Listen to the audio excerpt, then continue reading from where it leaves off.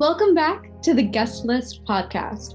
For those of you who might be joining us for the first time, my name is Sarah Bradley. In addition to being a co-host here at TGL, I am the founder of Setlist Media. And I'm Allie. Today we are continuing our conversation on women in music and entertainment with someone who has been a trailblazer in digital media surrounding the music and entertainment industry. You probably know her best for founding Hollywire TV and creating the Hollywire Hot Minute.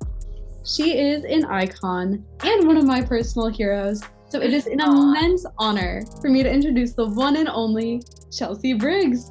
Hi guys, thanks for having me. Hey, thanks for being here. What a beautiful intro.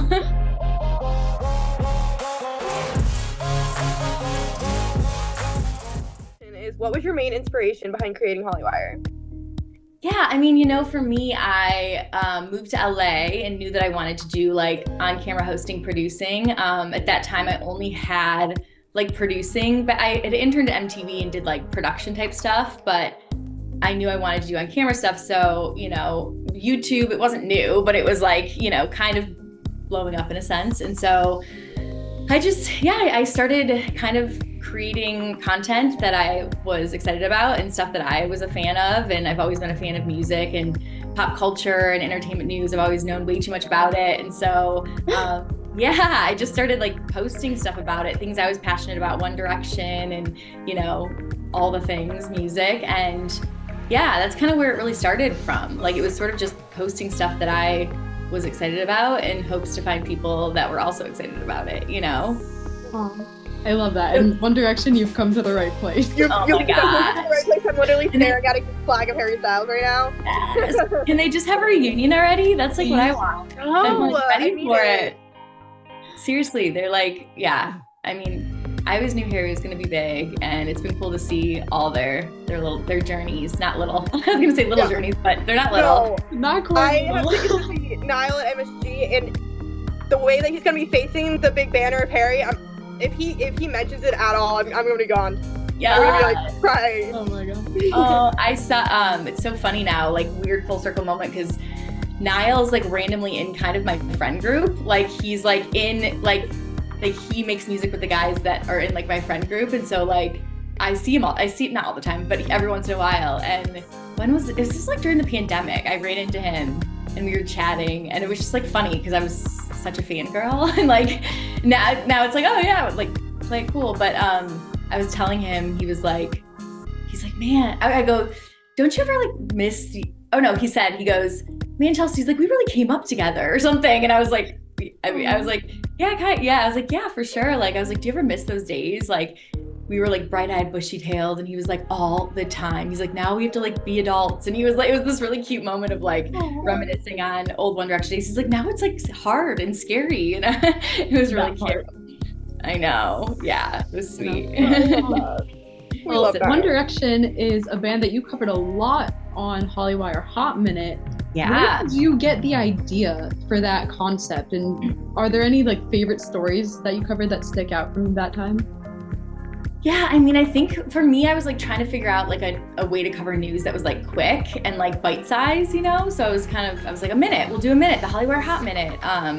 And so that's kind of where it started. And it's so funny because if you like look at the videos now, they were never a minute. Like, like they ended up being like so much longer, but it was just like kind of, the concept of, but it was just about, like doing quick news within, like, it makes it more exciting if there's like a clock ticking or whatever. But I think I obviously like always loved reporting on One Direction. And I remember like, I remember it was always so exciting when they had music videos come out. Like I like remember like the excitement, like and like posting about that, and like the countdown, waiting for it to come out. Like that was always really fun. I remember when they were on X Factor in the US, and I got to go backstage and like interview them. That was like so nerve-wracking, but also just like really cool to see them there since I'd been reporting on them for so long.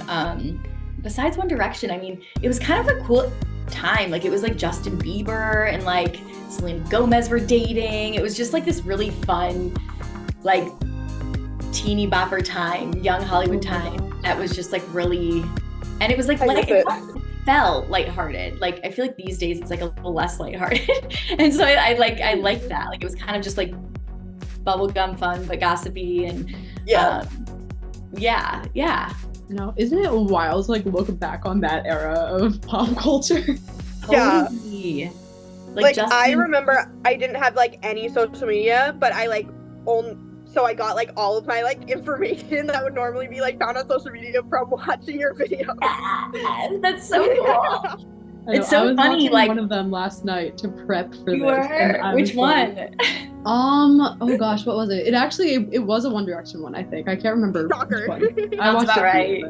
Sounds about right. It's so funny because like when I meet people now, I've like hosted for so many other outlets that are much bigger than Hollywire, you know, like Billboard, like whatever. And the thing I get recognized for still is like Hollywire, and people being like, I grew up watching your videos. And like, it's so funny when you're in the moment. Like I knew that like people were watching and we were like becoming this like family of Hollywire viewers, but I don't know, it's like sometimes that you don't realize like how big it was, I guess, for that time. You know, now people have gazillions of followers, but it felt like, yeah, it's kind of cool. I always like love when I hear that. So thank you for being a dedicated Hollywire fan. Appreciate it. Oh my god. All I watched.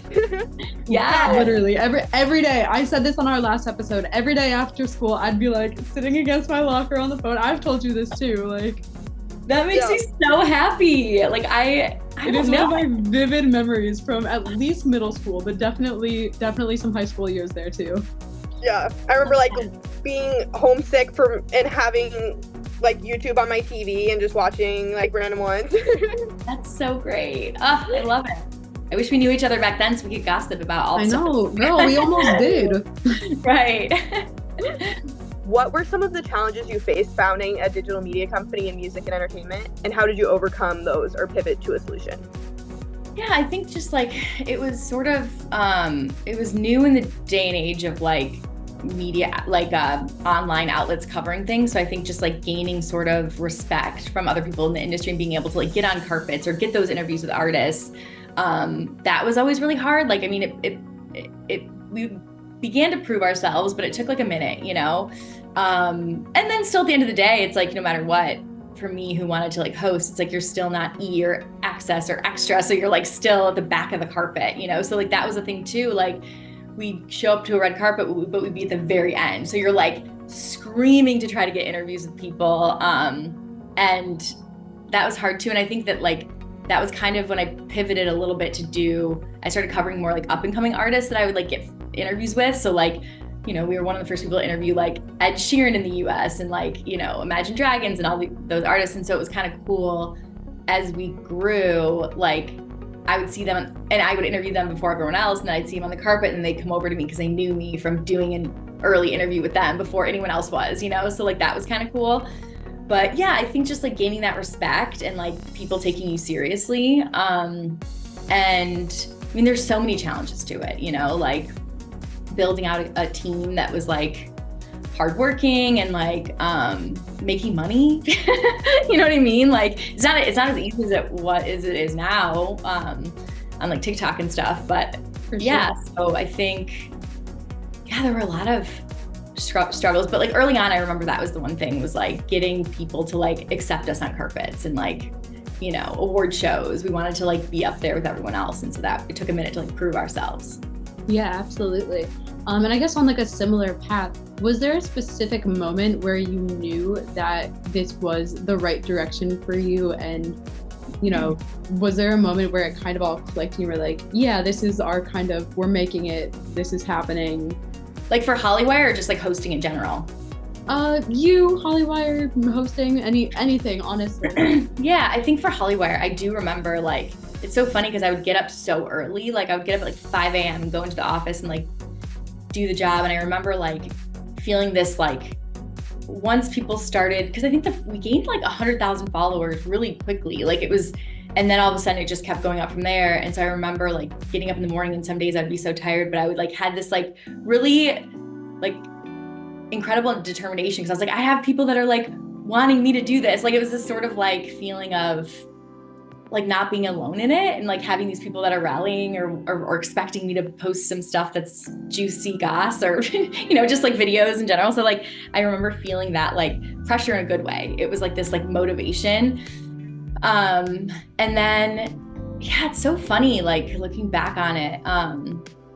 Yeah, I think it just opened up a lot of doors for me too as like a host. Like I started getting asked to host like the AMA's red carpet and doing these like really cool things. And that was like, those are really cool moments, like pinch me moments. And then for me personally, like whenever I think it's funny, I think of like whenever I think of like the moment in my life where I was like so in flow and felt like things finally clicked. Cause it's like, you know, in your career, you like have to put in so many hours before you feel like you're actually an expert at it. And it took me a long time. Like I look back at those videos on Hollywire or interviews and I like cringe. It's, you know what I mean? Like the growth that I've had.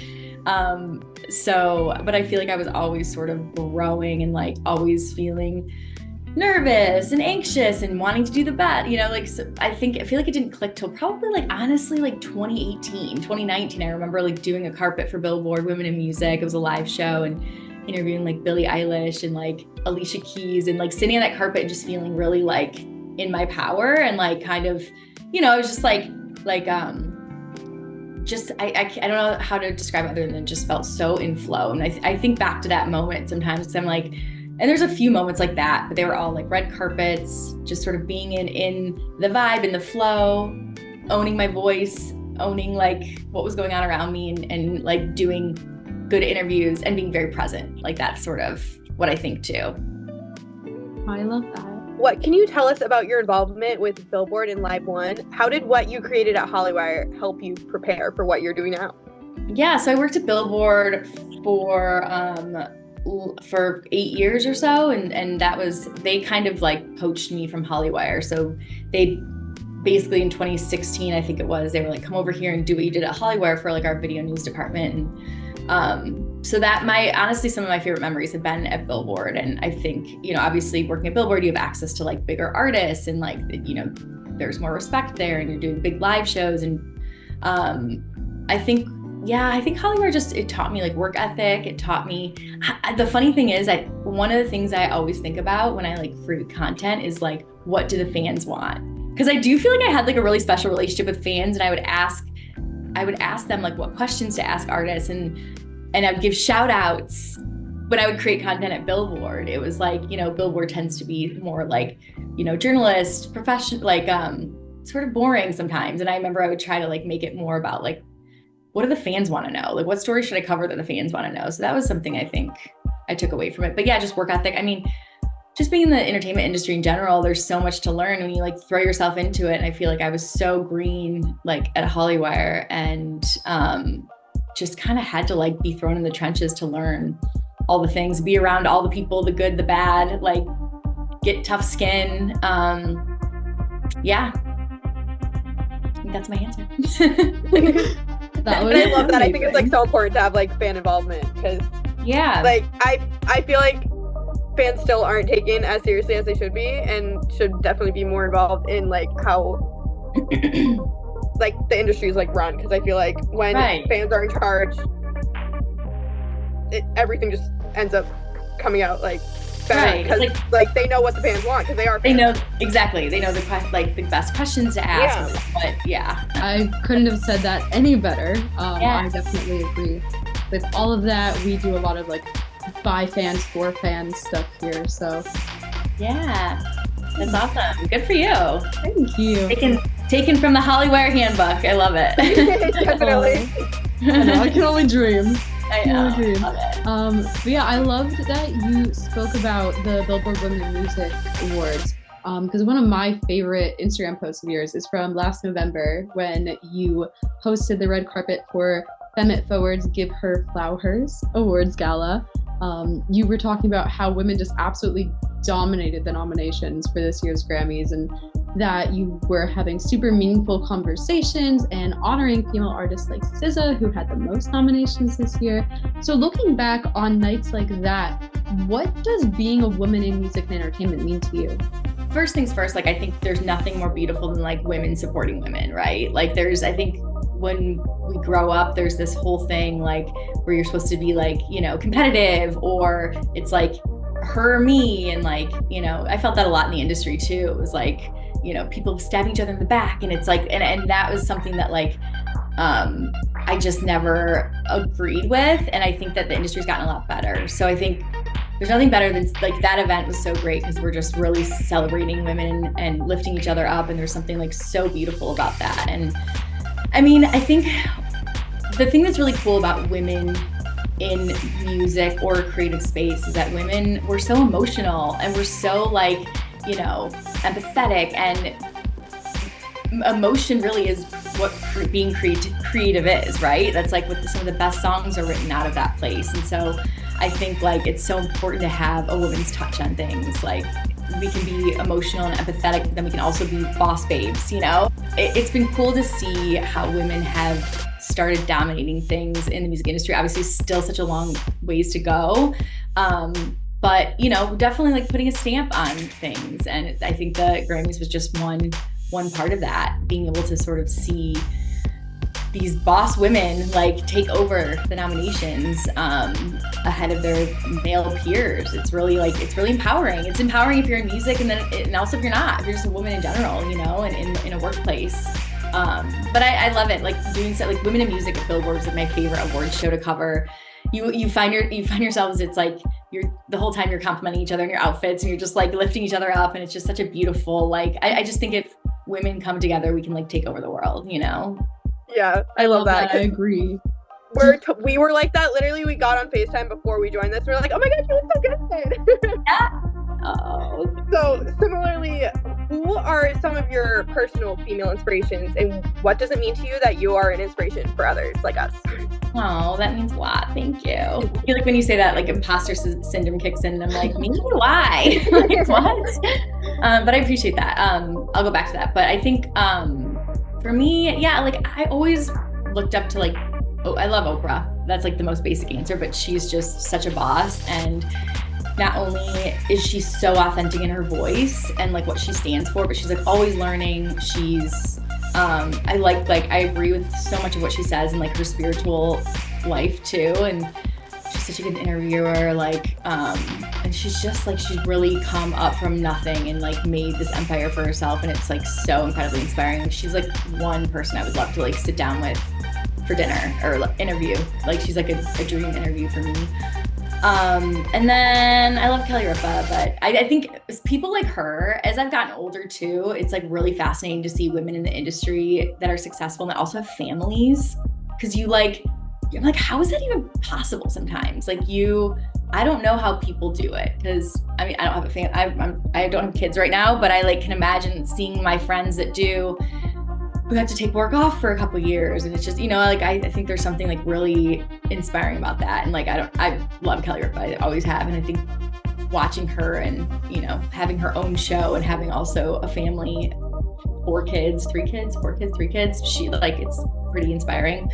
And then on the spiritual side of things, I like love Gabby Bernstein is like really great. I don't know if you've ever read any of her stuff, but has a bunch of really awesome books that kind of changed my life. One was like The Universe Has Your Back, which is a great book, or Super Attractor, which is great. And she's just like, I just love the way she like looks at life, and when it comes to like manifesting your dreams and being grateful for what you have and stuff. So I would also like to interview her. Who are your inspirations? Oh gosh, well, I mean, not just because you're here, but you know. But yeah, because literally when people ask me what I want to do, like I totally picture like the stuff I've seen you do. Oh, thank you. That means a lot. Yeah, I appreciate that. That's really, really nice to hear. It's overwhelming, like, but it also makes me want to work harder. You know, if people are like looking up to me and my journey, it makes me want to kick some more butt, you know? Yeah, and I totally agree with your like answer about Kelly Ripa, because I've met her a few times and she's been super nice, and I've seen her like outside of her show, but then I also was like walking in Central Park with my family and she was just like walking her dog. So, like normal. Yeah. She was just like in sweatpants, like hair up, no makeup, and just like walking her dog. And how my mom didn't even realize it was her and was like, oh my God, you have such a cute dog. I'm like, you just said that to Kelly Ripa. And also she like, I think it's like kind of a boss that she has this show and now her husband's on it, but it's like her show. I'm like, that's dope. Right. Yeah. No, I completely agree with those. I also love Kelsey Ballerini. I love Kelsey. She's great. Just because she's also somebody who shows like the genuine and the realness. And yeah, she's awesome. She's really like cool. Very down to earth. I've interviewed her a bunch. She's awesome. You went and saw her show? Is that what you just said? King's Theater in Brooklyn. It was like Odyssey's leading lady. So it was her, Meghan Trainor, Elle King, Rachel Platten, Christina Perry. Yeah. Oh, awesome. That's great. Yeah. It was really cool, and it was a really fun another night. Female empowerment event, so that was just really awesome. And we had not been to a show together in a really long time. Well, one that we actually knew the words for. We went to like one in January, but it was because a friend of mine couldn't go anymore, and we were just like dancing in the back of the pit. But this one, it was like we actually went for like one of our like favorite people, and it was just super special that we got to share that together. That's great. I love that. Real time. Love it. Love it. Very important. Very important. So obviously we've brought up many times how much you've inspired us, and my hope is that one day I can be for a younger girl who you've been to me. So kind of starting to wrap things up, what advice would you give someone like myself or like Allie, who are kind of just starting our careers, and then also looking a little bit further, what's something that you would want to share with the next generation of women in music? Yeah, I mean, I think my biggest advice would just be, if you have like a dream or goal in your heart, like go after it and don't let anyone tell you that you can't do it. Be consistent. I think consistency and persistency are two very important words. Like, be persistent if you keep getting no's, like don't let that stop you. Be consistent with your content or just whatever you're putting out into the world. Like, be consistent. I think there's something about living your truth and living your life the way you actually want to be in success, right? So it's like, if you want to be a host that hosts every day, so it's like, host every day, just do it, and this day and age, we have so many ways in which to share content and create content. So like, that's great, and don't let, like, I think there's something that even I tell myself still, because it's like, I'm still on my journey. I'm still figuring out, what I want to do next. And there's a thing that I've heard over and over again in regards to like, if you don't give up, you will succeed. Like, but it is about knowing that there's going to be times that you fall down and get no's and get rejected, and like getting up. Because it's people that get up over and over and over again that like you're gonna succeed no matter what. Like, it will happen, your time will come, but like it's not to say it's not gonna be like a hard journey or a struggle, because it is. Like, I mean, any career path is, but the entertainment industry, the music industry, that it can be tough, it can be cutthroat, it can be competitive. And so, but I think it's like, just keep doing like what lights you up and don't give up, even when people tell you that you're not good enough, then work at your craft and get better and prove them wrong and use that as motivation. One of my favorite things to do. Yeah, it's true though. Proving people wrong. Yeah, I think that's my biggest thing. And like, other pieces of advice that have helped me, like, don't make enemies, like, don't burn bridges, be kind to everyone no matter what. Like, you hear people say it all the time. I think that people tell stories about like Harry Styles, how he's like nice to everyone on set, and like that's like goes a long way, like, be easy to work with, like, be kind to everyone. All my opportunities have always come from like relationships, from one thing to the next thing to the next thing. So I think that that's like really important. And get good sleep, even though I didn't get good sleep most of my career, but I'm learning to get good sleep. I definitely need that advice. And do things that make you feel good. And also, if you want to be a host, I think there is something about really honing in on like who you are as a person. Like, to be honest, I don't think I even figured this out till like a lot later, but like, the one thing that changed my life was like being able to like wake up every morning and have my own morning routine where I would like meditate, read for an hour, like do things that that made me learn and made me question things and made me just like actually figure out who I was. And I think that's really important and valuable when you're a host and you have a voice that people want to hear, and so I think, yeah, being a host and being on camera, or that's all shiny and glamorous, but being able to like actually back it up and at the end of the day, your relationship with yourself is really important, Yeah. Well, all thank amazing. You guys are killing it. Keep up the good work. Thank you so much. I'm excited for you. Yeah, keep going.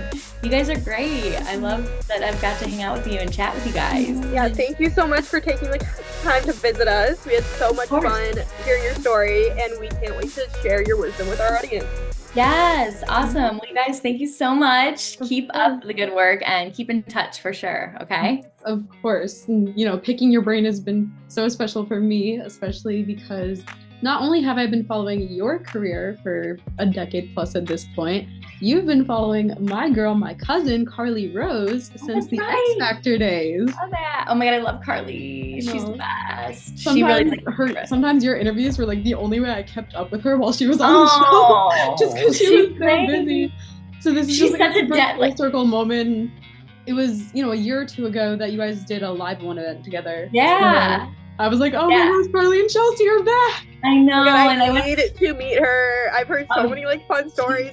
She's like I want to be friends with her. We were like messaging for a while, I think during the pandemic, and we were trying to like get lunch, and I think we were just both busy, but I went and saw her. It was probably like a year ago now. She had a show at the Winston House, which is right down the street from where I live, and so I went there and saw her, and she's such a good person. I am rooting for her. She's so talented, and I actually booked her on that live one show. Like, we needed artists, and so I reached out.